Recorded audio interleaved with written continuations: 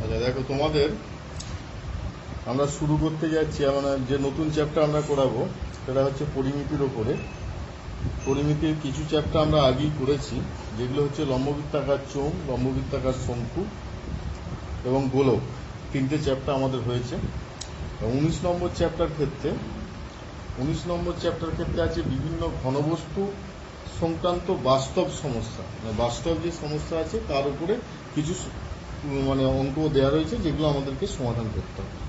তা এই চ্যাপ্টারটা করার আগে আমরা কয়েকটা সূত্র জানবো। তিন রকমের সূত্র, তিনটে চ্যাপ্টারে যা সূত্র ছিল, লম্ববৃত্তাকার চোঙ, গোলক এবং লম্ববৃত্তাকার শঙ্কু, এই তিনটে চ্যাপ্টারে যা সূত্র ছিল সেই সূত্রগুলোকে আমরা আগে জানবো। সেই সূত্রগুলো প্রথম হচ্ছে লম্ববৃত্তাকার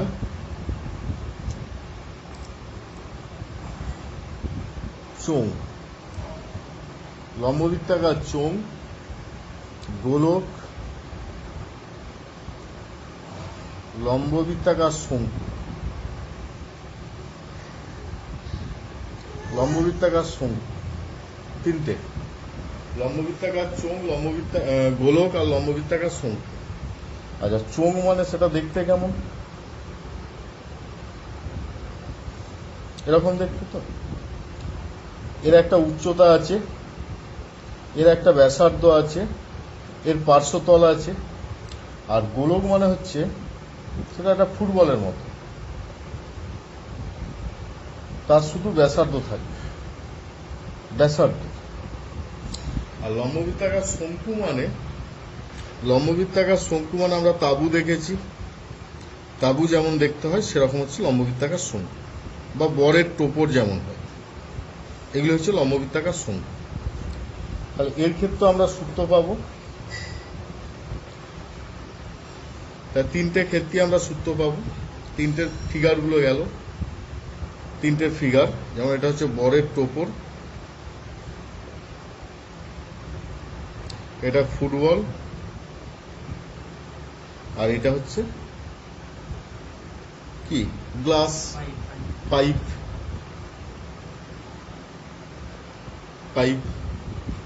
লাইটটা জ্বেলে দেয় আর পাখাটা কমে দেখতে। তাহলে লম্ববৃত্তাকার চোঙের ক্ষেত্রে কি কি নির্ণয় করতে পারি? চোঙের ব্যাসার্ধ লিখছি প্রথম, চোঙের ব্যাসার্ধ, গোলকের ব্যাসার্ধ, চোঙের ব্যাসার্ধ আর একক, গোলকের ব্যাসার্ধ আর একক। শঙ্কুর ভূমির ব্যাসার্ধ আর একক। আচ্ছা, চোঙের ক্ষেত্রে ভূমির ক্ষেত্রফল, প্রত্যেকেরই ভূমির ক্ষেত্রফল কি হবে? পাই আর স্কোয়ার বর্গ একক।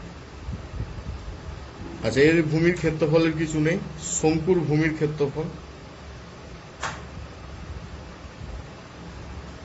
পাই আর স্কোয়ার বর্গ একক। এবার দেখো, ভূমির ক্ষেত্রফল যাওয়ার পর এরপরে আমরা লিখতে পারবো পার্শ্বতলের ক্ষেত্রফল। চোঙের পার্শ্বতলের ক্ষেত্রফল 2 পাই আর এইচ, কারণ এর উচ্চতা হচ্ছে এইচ, এর ক্ষেত্রে উচ্চতা এইচ, 2 পাই আর এইচ বর্গ একক। এর সমগ্র তলের ক্ষেত্রফল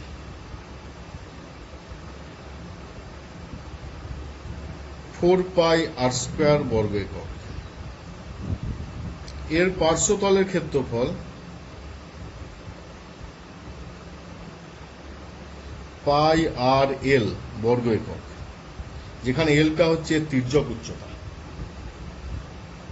লম্ববৃত্তাকার শঙ্কুর তির্যক উচ্চতা হচ্ছে এল আর এইচ এর মধ্যে একটা সম্পর্ক আছে, যেহেতু এটা সমকোণী ত্রিভুজ তো 90 ডিগ্রি কোণ তৈরি করে, তাহলে এখানে এদের একটা সম্পর্ক হচ্ছে এল স্কোয়ার সমান আর স্কোয়ার প্লাস এইচ স্কোয়ার।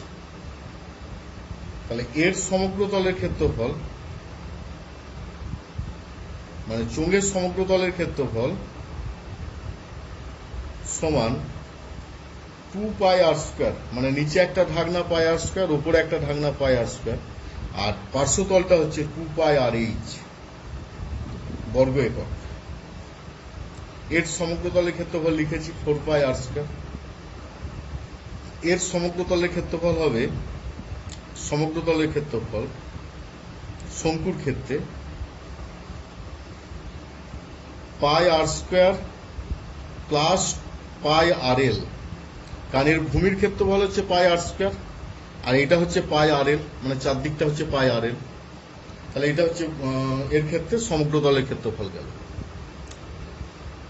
আচ্ছা, এবার ধরো দুটো ঢাকনা যদি খোলা থাকে তখন কি শুধু পাই আর স্কয়ার, 2 পাই আর এইচ। এর ক্ষেত্রে ধরো যদি মুখটা খোলা থাকে তখন পাই আর এল। শঙ্কুর ক্ষেত্রে যদি নিচটা যদি না থাকে পাই আর এল। আচ্ছা, এর ক্ষেত্রে যদি এটা গোলক, সম্পূর্ণ গোলক না হয়ে যদি এরকম হয়, একটা বাটির মতো হয়, ধরো বাটি হলে দু রকমের পাই, ফাঁপা আর নিরেট। ফাঁপার ক্ষেত্রে হবে 2 পাই আর স্কয়ার ফাঁপার ক্ষেত্রে, আর নিরেট হলে হবে 3 পাই আর স্কয়ার। কারণ তিনটে ক্ষেত্রেই কি ব্যাসার্ধ কি আর, তো এটা আর এটা আর, তিনটে ক্ষেত্রেই ব্যাসার্ধ আর। তাহলে এর ক্ষেত্রে পাচ্ছি 2 পাই আর স্কয়ার যদি ফাঁপা হয়, মানে ঢাকনাটা যদি না থাকে, আর যদি ঢাকনা দেওয়া হয় তখন হচ্ছে 3 পাই আর স্কয়ার। তাহলে এটা হচ্ছে বাড়তি। এবার আয়তনের কথা ভাববো। আয়তন, এর ক্ষেত্রে আয়তন হচ্ছে পাই আর স্কয়ার এইচ, এবং এককটা হবে ঘন একক। এর ক্ষেত্রে আয়তন হচ্ছে 4/3 পাই আর স্কয়ার ঘন একক। এর ক্ষেত্রে আয়তন হচ্ছে 1/3 পাই আর স্কয়ার এইচ ঘন একক। ঠিক আছে, তাহলে এই গেল এদের নর্মাল সূত্র, মানে সাধারণ যে সূত্রগুলো আছে। এবার নিরেট আর ফাঁপার ক্ষেত্রে আমি বই দেখবো যে দুটো সূত্র আছে, বড় বড় সূত্র, তো সেগুলো সবসময় মনেও থাকে না। প্রথম হচ্ছে 140 পাতা, বইয়ের 140 পাতা দেখবে, 140 পাতায় আছে লম্ববৃত্তাকার চোঙ। লম্ববৃত্তাকার চোঙ 140 পাতা, এই যে লম্ববৃত্তাকার চোঙ, তার এইখানে এই সূত্রটার কথা দেখবো। এই সূত্রটা কোনটা, না এইটা। এই যে দেখো ছবিটা দেখতে পাচ্ছি যে এই যে, কিন্তু ফাঁপা চোঙাকার ধাতব নলে কতটা পরিমাণ ধাতু আছে তা কিভাবে নির্ণয় করব। বাইরের ব্যাসার্ধ R1, ভেতরের ব্যাসার্ধ R2, উচ্চতা এইচ হলে ফাঁপা চোঙটির আয়তন হবে pi R1 square H minus pi R2 square H. পাইটা কমন নিলে R1 square minus R2 square into H ঘন একক। তাহলে ফাঁপা চোঙের আয়তন, ফাঁপা চোঙের আয়তন পাই ব্র্যাকেটের মধ্যে R1 square minus R2 square into H ঘন একক। ছবিটা হচ্ছে এরকম, ফাঁপা যেহেতু বলছি, ছবিটা হবে এরকম। ঠিক আছে, এরকম ছবি ফাঁপা চোঙের ক্ষেত্রে। তাহলে এইভাবে আমরা আয়তন নির্ণয় করতে পারবো। এছাড়া আরেকটা সূত্র এখানে নিচের দিকে আছে, দেখো। ফাঁপা চোঙের বাইরের ব্যাসার্ধের দৈর্ঘ্য R1 একক, ভেতরের ব্যাসার্ধের দৈর্ঘ্য R2 একক, এবং উচ্চতা এইচ একক হলে চোঙটির ভেতর ও বাইরের বক্রতলের মোট ক্ষেত্রফল হয় 2 পাই R1 plus R2 into H, মানে যোগ হয়ে যাবে।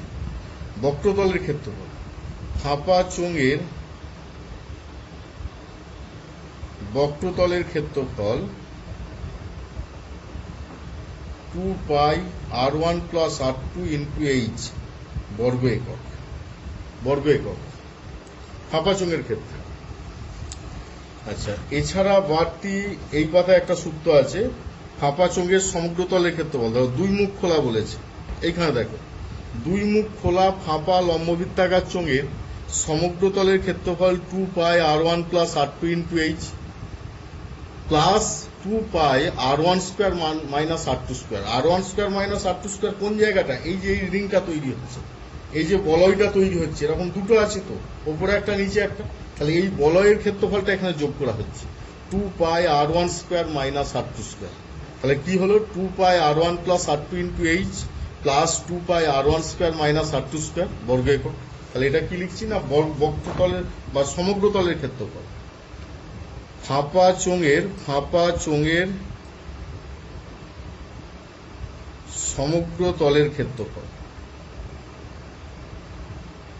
2 পাই R1 plus R2 into H plus 2 পাই R1 square minus R2 square বর্গ একক। এটা হচ্ছে ফাঁপা চোঙের বক্রতলের ক্ষেত্রফল, সমগ্রতলের ক্ষেত্রফল। তাহলে এই গেল চোঙ সংক্রান্ত সূত্র। এবার আমরা আসব গোলক। গোলকে কি বাড়তি সূত্র আছে দেখবো। এগুলো ছাড়াও গোলকের ক্ষেত্রে দেখো 179 পাতা বের করো। 179 পাতা, 179 পাতায় দেখো গোলকের বাড়তি সূত্র সেরকম ভাবে কিছু নেই। 4 পাই আর স্কোয়ার, 3 পাই আর কিউ। এই যে একটা আছে, যেটি নিরেট অর্ধ গোলকাকার ঘনবস্তুর ব্যাসার্ধের দৈর্ঘ্য আর একক হলে তার সমগ্রতলের ক্ষেত্রফল হয় 2 পাই আর স্কোয়ার প্লাস পাই আর স্কোয়ার, যেটা আমি বলে দিয়েছি 3 পাই আর স্কোয়ার বলেছি। আর এটা ছাড়া আর বাড়তি সূত্র বলতে এইখানে দেখো যে একটা ফাঁপা গোলকে যে পরিমাণ পদার্থ থাকে তার আয়তন 4/3 পাই বড় আর কিউ মাইনাস ছোট আর কিউ ঘন একক। 4/3 পাই ফাঁপা গোলকের আয়তন, ফাঁপা গোলকের আয়তন 4/3 পাই বড় আর কিউ মাইনাস ছোট আর কিউ ঘন একক। এটা হচ্ছে গোলকের গেল। এবার আমরা দেখব চোঙের শঙ্কুর ক্ষেত্রে। শঙ্কুর কি বাড়তি সূত্র আছে দেখবো। শঙ্কু আছে 221 পাতা, 221 পাতা বের করো। 221 পাতায় দেখো লম্ববৃত্তাকার শঙ্কু, তো তার বাড়তি সূত্র বলতে পাই আর এল এর প্রমাণটা এখানে আছে, সেটা একটু দেখে নেবে পাই আর এল কিভাবে আসছে। আচ্ছা, তাছাড়া আর বাড়তি শঙ্কুর উচ্চতা আমরা বের করতে পারবো। সমগ্র তলের ক্ষেত্রফল আমরা লিখেছি। আচ্ছা, এছাড়া আর বাড়তি কিছু নেই। শঙ্কুর যে অঙ্কগুলো আছে সেগুলোই সূত্রের আকারে কাজে লাগে, সূত্র মতো করেই কাজে লাগে। আচ্ছা, শঙ্কুর ওই যে কোণের একটা অঙ্ক আছে না, কোণের ক্ষেত্রে বৃত্তকলার ক্ষেত্রফল নির্ণয়ের ক্ষেত্রে এইটাকে কাজে লাগাবো। বৃত্তকলার ক্ষেত্রফল ধরো θ/360 ইন্টু পাই এল স্কোয়ার, যেখানে বৃত্তকলার বৃত্তাকার ক্ষেত্রের কেন্দ্রে θ° কোণ উৎপন্ন করে। বৃত্তাকার ক্ষেত্রের চাপের দৈর্ঘ্য চাপ দ্বারা বৃত্তের কেন্দ্রে উৎপন্ন কোণ সমানুপাতিক, অর্থাৎ θ/360 equal to 2 pi R by 2 pi L, 2 pi L, 2 pi R by 2 pi L. তাহলে এই অনুযায়ী আমরা এই সূত্রগুলো অনুযায়ী ঘনবস্তু সংক্রান্ত যে সমস্যা কত নম্বর অধ্যায়ে আমরা লিখলাম, যে 19 নম্বর অধ্যায় 261 পাতা, হ্যাঁ, সেই অঙ্কগুলোকে আমরা করার চেষ্টা করব।